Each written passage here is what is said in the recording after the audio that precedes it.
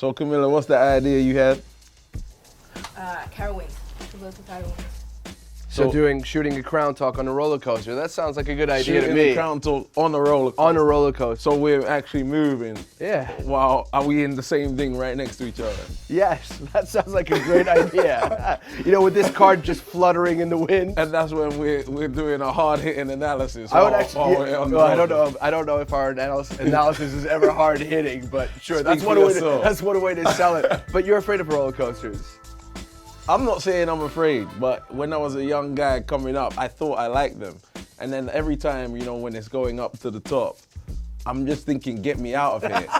That's the whole point. I realized that I don't like that thrill. Like, I thought I did. And then I was like, what am I even doing? And then I don't go on roller coasters. No, that's the whole process, right? You get in, and you're like, I really want to do this. And then you get to the peak, and you look down, and you want to get off. I'd rather just stay down, watch you go, and then when you get down, we have our chat. That's where we do our crown talk. I feel like we've gone on about this for a little bit too long. In case you don't know, this is Crown Talk. I'm Eric Krakauer. He's Lloyd Sam. He's afraid of roller coasters. Rosie would be very disappointed in you. Rosie. Rosie. Rosie. Okay. All right, let's get started. Hold on, who's Rosie? Rosie's our number one fan. Rosie's our number one fan. Yeah, Crown Talk number one fan. I had a mentor the whole time this time. That's very unprofessional of me. Yeah, but for me, it's a good thing. It's a good thing. This is the only place they'd allow us in. Did you have to go there? Sorry. Let's talk about the game against Montreal. Okay. A first loss after 4 straight wins at home here at Bank of America Stadium. I think there was a belief from the fan base that we could have won a 5th straight here at home. The support was certainly there on the stands, almost 34,000. It was a great turnout once again. You asked for a great turnout. We got great turnouts in this home stand. As you said, I felt like it was a game we could have got more out of. I just didn't feel like we really went out there like we're the home team and we're going to take it to them. And I felt like that's what was needed in this league. When I was in that Red Bulls team, which we won the Supporters' Shield, every time we went away on the road, we were cautious. We never thought this is an easy. There was no easy wins. Every home team in this league expects to win. I don't think it matters who you're playing, and that's just how MLS is. Like, you expect to win your home game. And you didn't see that from the players.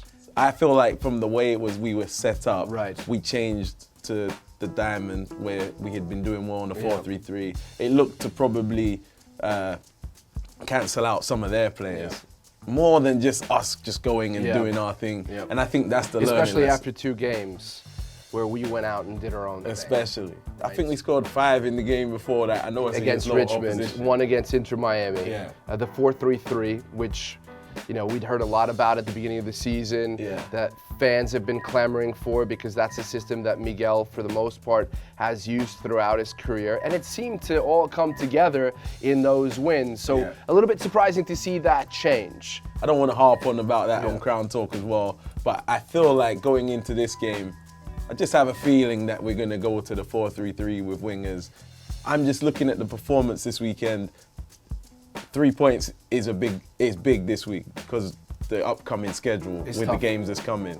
But I just want to see a good performance and, just everyone giving their all. I'd like to see a proactive team instead of a reactive team. And very often this season, we've seen a reactive team. And I think that we have, and this was a point that I made to you in the broadcast, I think that pound for pound, Charlotte FC has a tremendous amount of talent. And it's still coming together. And again, it is an expansion team. It will take a while. But this is one of those games, because of the schedule that you just mentioned, that for me is already a must-win. Okay. It's a must-win because... You're only going to set it. Must-win. You're going to set it. Well, let's put it this way.